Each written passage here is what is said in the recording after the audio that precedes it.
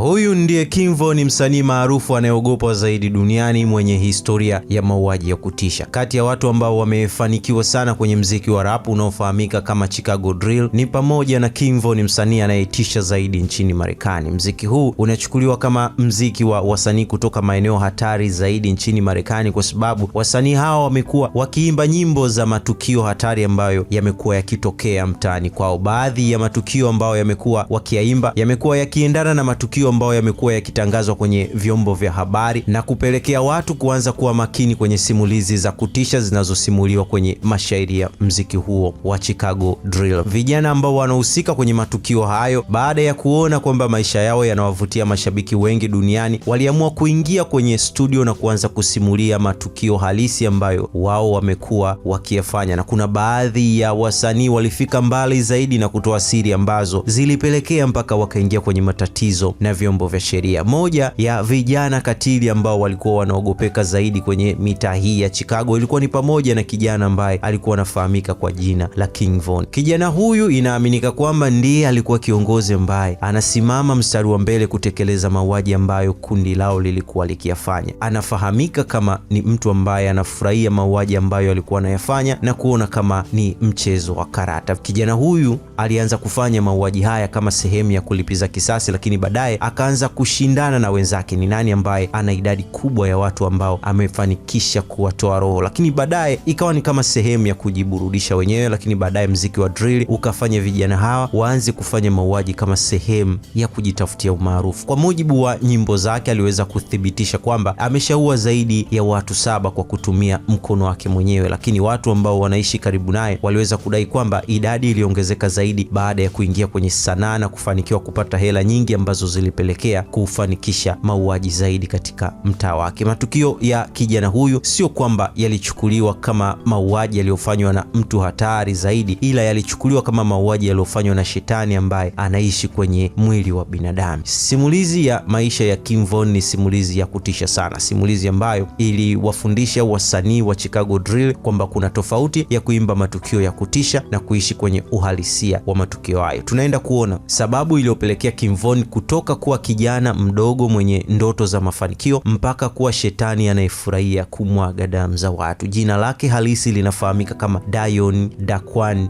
Bennett, lakini alizaliwa tarehe 9 mwezi wa 9 mwaka 1994 huko Chicago, Illinois. Alikulia katika mtaa wa 78 West, mtaa uliofahamika kama Killer Ward, mtaa ambao unaaminika sana kwamba unamilikiwa na kundi la Black Disciples. King Von alianza shule ya Barton Elementary School huku akionekana kama kijana ambaye ana ndoto za mafanikio tofauti na vijana wengine waliokuwa wanamzunguka, lakini baba yake King Von anafahamika kama Walter E. Bennett aka Silk. Huyu baba yake alikuwa ni mmoja ya viongozi wa magenge ambao walianza kuingiza silaha za hatari ambazo ziliweza kufanya mauaji makubwa sana kwenye magenge ya Chicago. Alikuwa ni mtu ambaye anaogopeka sana kutokana na matukio aliyokuwa ameshiriki mpaka kipindi hiki. Inasemekana kwamba aliuliwa na sniper au mtaalamu wa kudungua kwa masafa ya mbali, na hakuna ambaye anafahamu ni nani ambaye aliweza kutekeleza mauaji hayo. Na tukio hilo lilikuwa ni tukio ambalo linasemekana lilifanywa na mtu mzoefu sana ambaye inaaminika kwamba alikuwa katika system ya serikali ya Marekani. Kwa hiyo hatufahamu sababu ya kuuliwa, lakini sababu ya kuuliwa ilikuwa ni sababu ya kuweza kuifanya mitaa ya Chicago iweze kuwa salama. King Von akiwa na miaka 11 alishuhudia kifo cha baba yake, na aliweza kusema kwamba baada ya baba yake kufariki aliweza kushindwa kulala kutokana na hofu pamoja na uchungu aliokuwa nao. Na mwaka mmoja baadaye akiwa na miaka 12 alianza kuonekana akiwa na magenge ya wahuni. King Von licha ya kuonekana akiwa na magenge ya wahuni tofauti, lakini alifahamika kama mwanachama wa kundi la Black Disciples au Weak City, kundi ambalo baadaye lilifahamika kama O Block. King Von alianza masomo ya sekondari katika shule ya HY Park Academy, na huko ndipo alipoanza kukutana na vijana wenzake ambao wametokea katika magenge ya STL au EBT, kundi ambalo baadaye lilikuja kujiita kama Tukaville. Kundi hili ambalo lilichukuliwa kama wapinzani wa Black Disciples walianza kufanyiana fujo za mara kwa mara mpaka kupelekea King Von kuanza kwenda shule akiwa na bastola. Bifu hili la shule liliendelea kukua kutokea huko shule hadi mtaani, na baadaye mauaji ya kisasi yalianza na kupelekea kuibuka kwa vita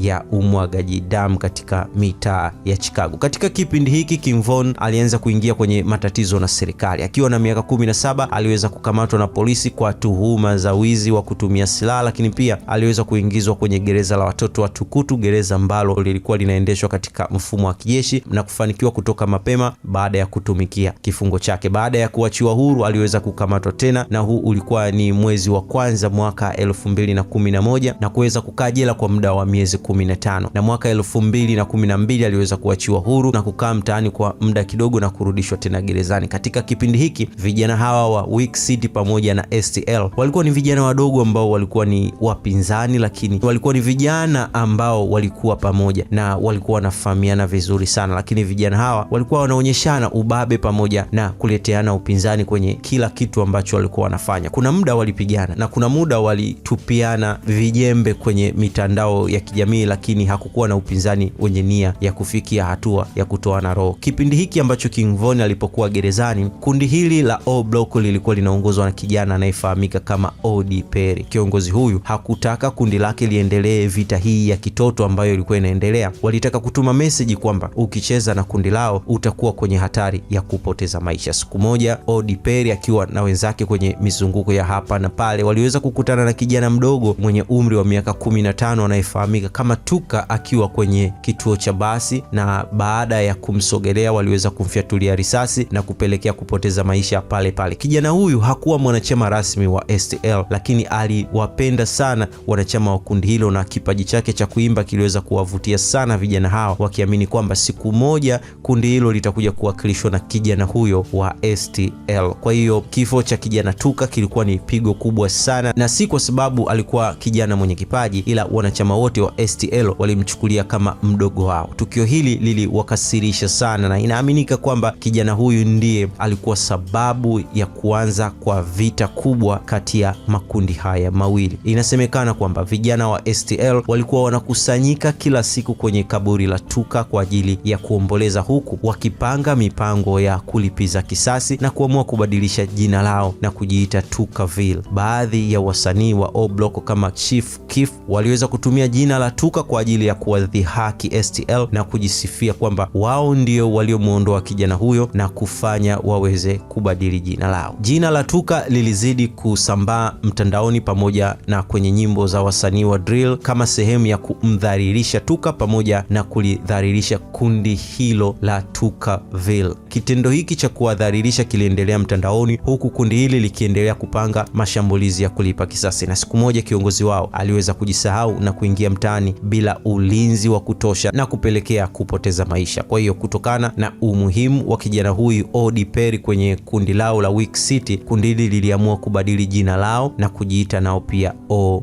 Block. Hii ilikuwa kama sehemu ya kumwenzi huyo kijana wao O.D. Perry ambaye ndiye alikuwa kiongozi wa kundi hilo. Inaaminika kwamba mtu ambaye alimuua O.D. Perry alikuwa ni mtoto wa kike ambaye alikuwa anaaminika kwa kuwa na roho ya kikatili zaidi kwenye mitaa ya Chicago. Mwanadada huyu alikuwa anafahamika kama Gakira Barnes au Ki. Mwanadada huyu baada ya kumuua O.D. Perry alichukua bastola ya O.D. Perry ambayo muda wote alikuwa anatembea nayo na kuanza kuionyesha mtandaoni akiwa ameishikilia kama sehemu ya kuwaonyesha O Block kwamba yeye ndiye alimuua O.D. Perry. Hali hii ilizidi kuwa mbaya zaidi baada ya mwanadada Ki kuwa anaandika maneno ya kumdhihaki O.D. Perry pamoja na kundi zima la O Block kama ambavyo O Block pia walifanya kwa Tuka, na hali hii ilipelekea mwanadada Ki kuwa moja ya watu ambao walikuwa wanatafutwa zaidi kwa ajili ya kutolewa roho na kundi hili la O Block. Lakini kitu ambacho watu walikuwa hawajui katika kipindi hiki ni uzoefu ambao mwanadada huyu alikuwa nao wa kutumia silaha huko mtaani. Kwa hiyo kitu ambacho mwanadada huyu kilifanya aweze kuwepo mtaani kwa muda mrefu ilikuwa ni uwezo mkubwa sana wa kutumia silaha na kupelekea maadui zake kuweza kuingia kwenye umauti mara kwa mara. Kwa hiyo mpaka kipindi anafariki akiwa na miaka 17, inaaminika kwamba aliweza kuwadondosha zaidi ya watu 17. Kwa Kwa hiyo ana matukio 17 ambayo yeye mwenyewe aliweza kushiriki kwa mkono wake. Kwa hiyo katikati ya fujo hizi ambazo zilikuwa zinaendelea hapa, King Von aliweza kuachiliwa huru na kurudi mtaani, huku akiwa na hasira kali sana ya kulipa kisasi. Kwa hiyo King Von aliingia mtaani na kuanza kuendesha vita ya genge lake, huku akiwa kama kiongozi wao, na inasemekana kwamba alishiriki kwenye matukio kadhaa ya mauaji, lakini mauaji ya kwanza ambayo King Von inaaminika kwamba alihusika ilikuwa ni mauaji yaliyofanyika tarehe 28 mwezi wa 4 mwaka wa 2012. Kwa hiyo King Doc akiwa pembezoni mwa barabara akiwa anatembea, watu wanne waliweza kushuka kwenye gari na kumshambulia na kumwacha akiwa anatapatapa na kupoteza maisha pale pale. Kwa hiyo baada ya masaa kadhaa maiti yake iliweza kugunduliwa na binamu yake mmoja. Huyu ni kijana ambaye alikuwa anafahamika kama Model. Huyu ni kijana wa miaka 16. Kwa hiyo tukio hili liliweza kumuathiri sana kijana huyo, na baadaye kijana huyo alianza kuonekana akiwa na vijana wa STL, huku akiwa na bunduki kama alama ya kutaka kulipiza kisasi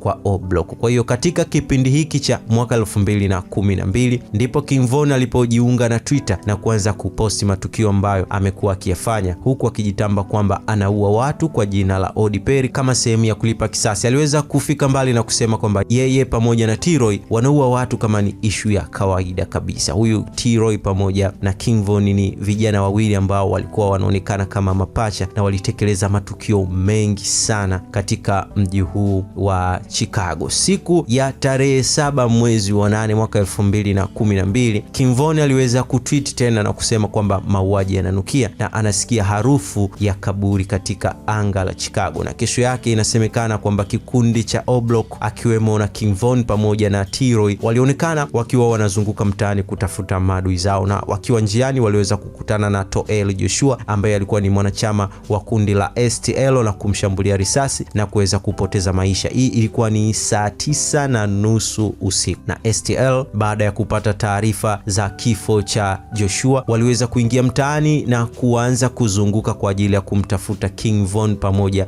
na kundi lake. Walifanikiwa kukutana na King Von pamoja na White, na King Von aliweza kuingia supermarket na kumwacha White akiwa nje bila kujua kwamba nyuma yao kulikuwa na maadui zao ambao walikuwa wanawanyemelea bila wao kujua. Nyuma aliweza kutokea mtu aliyekuwa amevaa maski na kuweza kumshambulia White na kuweza kudondoka chini, lakini bahati nzuri maeneo yale alikuwepo polisi ambaye alijaribu kupambana na jamaa mwenye maski na hatimaye kufanikiwa kumpiga risasi mguuni, lakini jamaa huyo alifanikiwa kukimbia. Hii ilikuwa ni saa 11 asubuhi na hii ilikuwa ni shambulio la kulipiza kisasi kutoka kwa STL. White alifariki dunia siku ya tarehe 9 usiku. Hii ilikuwa ni siku ya birthday ya King Von ya kutimiza miaka 18. King Von alizungumzia tukio lile na kusema kwamba alikuwa anaenda kumnunulia dawa White na aliporudi alikuta rafiki yake akiwa ametapakaa damu. Kwa hiyo King Von kwenye nyimbo yake ya Demon aliweza kusema kwamba tukio lile ndio lilifanya akaweza kugeuka na kuwa shetani au mnyama asio na huruma kwa maadui zake. Kwa hiyo siku moja King Von aliweza kutweet kwamba ana muda mrefu hajadondosha mtu na anajisikia hamu ya kufanya hivyo, na baadaye aliweza kuposti akisema kwamba nendeni mkamchukue, bila watu kujua alikuwa anawaambia waende wakamchukue nani. Lakini nusu saa baadaye aliweza kuposti block namba 45 bila kueleza katika mtaa huo kuna kitu gani. Lakini usiku ule, siku ya tarehe 13 mwaka wa 2012, kijana Model huyu alikuwa ni kijana ambaye ndiye aliupata ule mwili wa King Doc. Siku hiyo aliweza kukutwa akiwa amefariki dunia katika mtaa huo ambao King Von aliweza kuposti location yake. Inaaminika kwamba Model akiwa anatembea usiku wa mida ya saa 3:30 usiku aliweza kukutana na mtu ambaye alimpiga risasi kifuani na kuweza kupoteza maisha. Kwa hiyo licha ya kuwa hakuna mshukiwa ambaye aliweza kutuhumiwa kwa kesi hiyo, lakini baadaye polisi waliweza kuthibitisha kwamba King Von akiwa na T-Roy ndio walihusika na tukio hilo. Na dakika 17 baada ya kifo cha kijana huyo, King Von aliweza kuposti na kusema kwamba mitaa haiko salama kama ukienda kinyume nao, lakini baadaye aliendelea kuwakera maadui zao kwa kuambia kwamba mtu aliyepoteza maisha ni mtu ambaye wanamfahamu sana. Lakini pia King Von aliendelea kuposti akielezea jinsi anavyojisikia anapoua watu, lakini pia aliweza kusema kwamba anajisikia fahari sana anapomwaga damu za watu na yeye pamoja na T-Roy wanashindwa kujizuia kufanya matendo hayo. Aliweza kusema kwamba mama yake ameanza kusikia matendo mabaya ambayo amekuwa akiyafanya na kutaka kumkataza, lakini anahisi kwamba muda wa kuacha umeshaisha, maana ameshachelewa. Watu wengi wanatamani kumuua na kuna muda anahisi kwamba anataka kuchanganyikiwa. Katika kipindi hiki Chief Keef ndipo alipoanza kuhiti na nyimbo zake ambazo zilikuwa zinafanya vizuri katika kipindi hicho, na alikuwa anaandika mashairi ambayo yalikuwa yanaelezea maisha ya O Block huku akimzungumzia Kivon, na Kivon alipenda kusikiliza nyimbo za msanii huyo na kuanza kuimba baadhi ya mistari huku akisema kwamba yeye na T-Roy ndio watu halisi ambao wanaishi maisha ambayo Chief Keef amekuwa akiyazungumzia ndani ya nyimbo zake. Kwa hiyo sasa hivi kuua haikuwa tu sehemu ya kulipa kisasi kwa Kivon, ilikuwa ni sehemu ya kujiburudisha, kuwaumiza wapinzani wao, pamoja na kujipatia umaarufu kutokana na sifa za mtandaoni pamoja na sifa ambazo amekuwa akizipata kupitia katika nyimbo za wasanii hao kama Keef Chief pamoja na wasanii wengine. Alitangaza rasmi kwamba amenunua mashine mpya kwa ajili ya kazi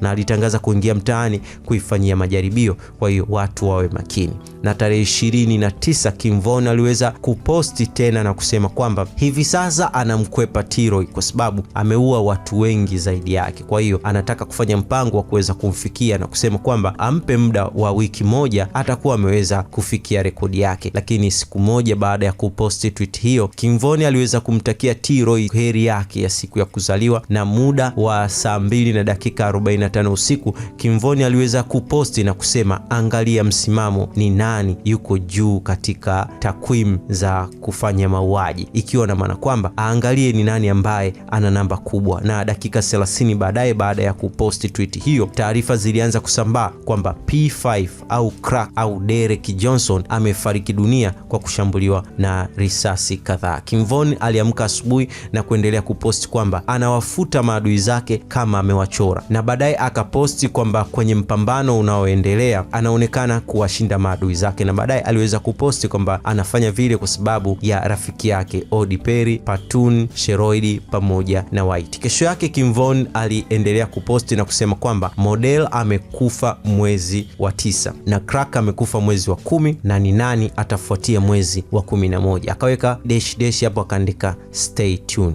Kivon alionekana kama akisherekea mauaji aliyokuwa anayafanya kwenye mitandao ya kijamii bila ya kuwa na hofu kwamba watu wanaweza kumuingiza katika hatiani, lakini baadhi ya watu waliamini kwamba huenda Kivon alikuwa anatania. Lakini wiki chache baadaye mauaji mengine aliweza kutokea, mauaji ya mtu maarufu sana huko STL alikuwa anafahamika kama Boss Trail. Hii ilikuwa ni siku ya tarehe 7 mwezi wa 11 mwaka wa 2012. Kivon aliweza kuposti na kusema kwamba wako na rafiki yake T-Roy mawindoni, na T-Roy aliweza kuposti na kusema kwamba anaelekea kuchukua silaha yake tayari kwa ajili ya kazi. Na mwanadada Key aliweza kumjibu T-Roy kwa kuposti idadi ya watu ambao wamefariki ambao wametoka katika kundi la O Block, na T-Roy naye aliweza kuposti watu waliofariki kutoka katika kundi la STL. Kivon aliweza kumalizia kwa kuposti alama ya bunduki kama alama ya kitu ambacho kinaenda kutokea, na asubuhi yake watu wakaamka wakapata taarifa kwamba kijana wa miaka 17 Rodney Stewart aka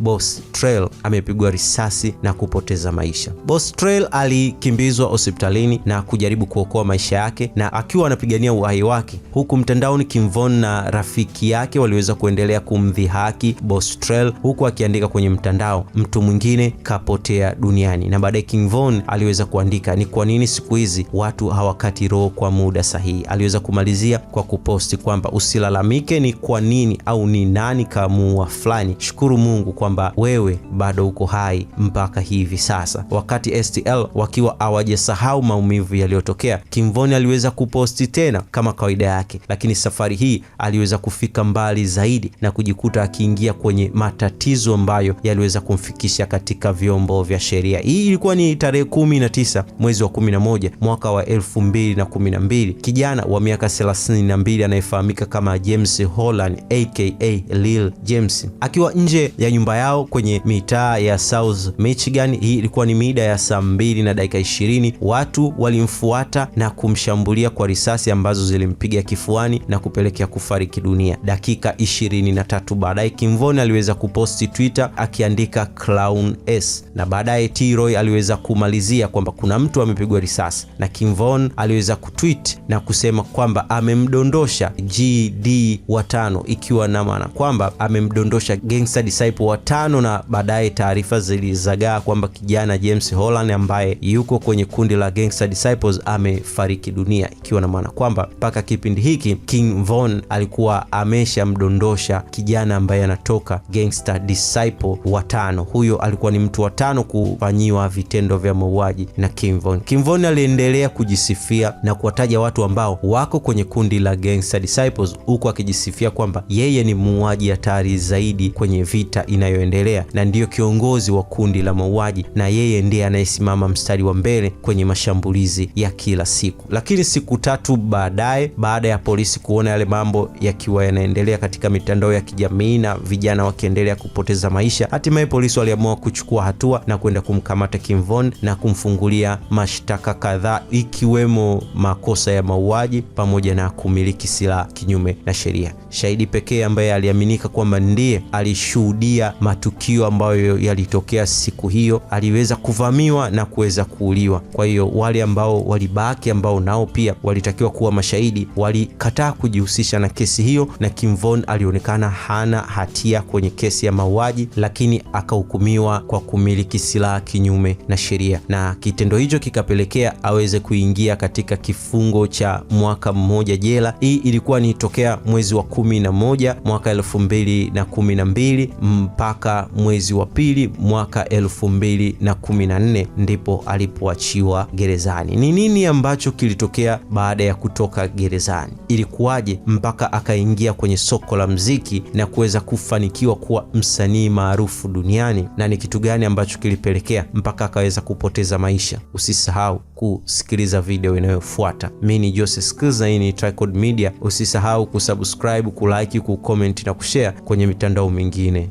ya kijamii.